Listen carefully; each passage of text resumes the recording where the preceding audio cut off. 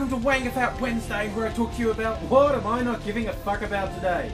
And a couple of things today that they've gone into this interesting territory for me. They start off in an area where I seriously don't give a fuck about them, but they end up becoming important things. Now, first, Caitlyn Jenner, a big event with formerly Bruce Jenner coming out, introducing herself to the world.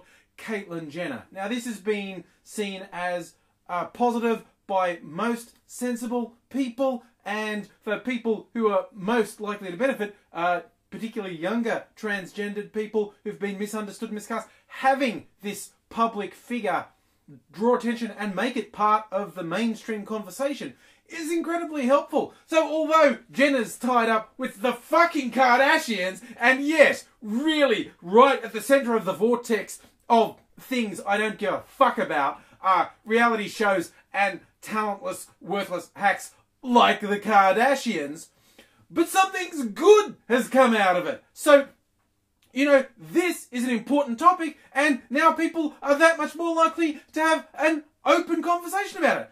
Not everyone. I did see online, and in the media, a whole bunch of fuckwits, ranging from the incredibly hateful to the ridiculously ignorant, through to the stupidly glib. It's become very useful for identifying people. I don't want anything to do with them anymore. I'll block them. I'll unfollow them. I just don't want to see that sort of shit going out there. And so the people who are still going, oh, it's the Kardashians, it's the publicity stunt, you know, fuck off. Pull your head out of your ass. You know the one common factor with the people who are saying this isn't important? People whose lives haven't been impacted by issues surrounding transgender identity, okay? You know what? Maybe just shut the fuck up. You might even learn something. I know that's a bit of a stretch for some of you, but every now and then, when someone talks about something that you have literally no understanding of, instead of saying that isn't important, maybe shut the fuck up and see if you can learn something. Just an idea.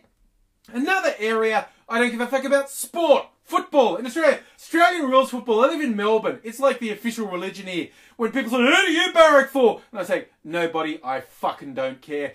It causes cognitive dissonance with a lot of people. It causes fights in some cases. But, you know, I'm just not into sport and football. On the weekend, though, there was an interesting incident. There was a round designated as the Indigenous round. A lot of Indigenous players have performed extremely well in the AFL. And most recently, Adam Goodes from the Sydney Swans, he was actually named Australian of the Year. And he's not played nice, according to some white fellas, because he keeps pointing out that the black fellas don't have that great a run of things. And during the game, where he's being booed by the opposition players, which is something you do, I'm not going to rush to say every single one of them is a racist fuckbag. Just a certain percentage of them were racist fuckbags. The rest were like, you're on the opposing team, and they're booing him, and he kicks a killer goal, and they're sort of, oh, and he did a little dance, a kind of war dance that some kids from a dance group had taught him as like a victory celebration. I got my goal. It was fucking weird how people react to it, because it's not uncommon in various sporting endeavours around the world when somebody has a success, they do some sort of victory dance. And this was culturally significant to Goodes and his people in a round called the Indigenous round. So it kind of seemed fitting, which made it really fucking weird when all the white commentators go, that's not on, what was that about? What's he doing there? Seemed pretty fucking self-explanatory to me, but it's just like, my favourite line about it, I saw it on Twitter, Australian comedian Aamer Rahman saying, it's really weird that white people are still scared 3 days later of an imaginary spear that didn't hit them. Because that's what it felt like. But a high point was reached today in the New South Wales Parliament when a Green senator tabled a motion, first backing Adam Goodes, saying they supported him, he's a great ambassador for his people, does great things, he's a great football player, good on him, and then condemning Eddie McGuire for his stupid comments. And, oh, I don't think this, I think it's in my head I explained to you Eddie McGuire. Eddie McGuire is a boofhead. It's actually official now. That's a nice Australianism for you, a boofhead.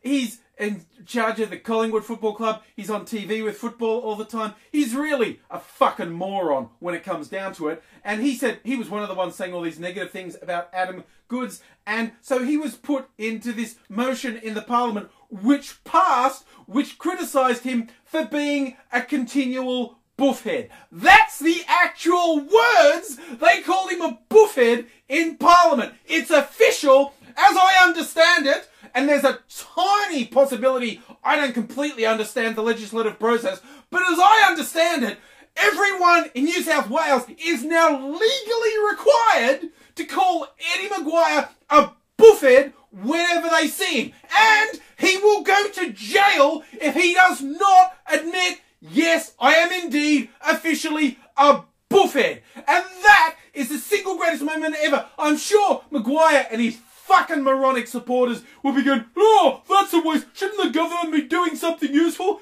That's a waste of government time. No, it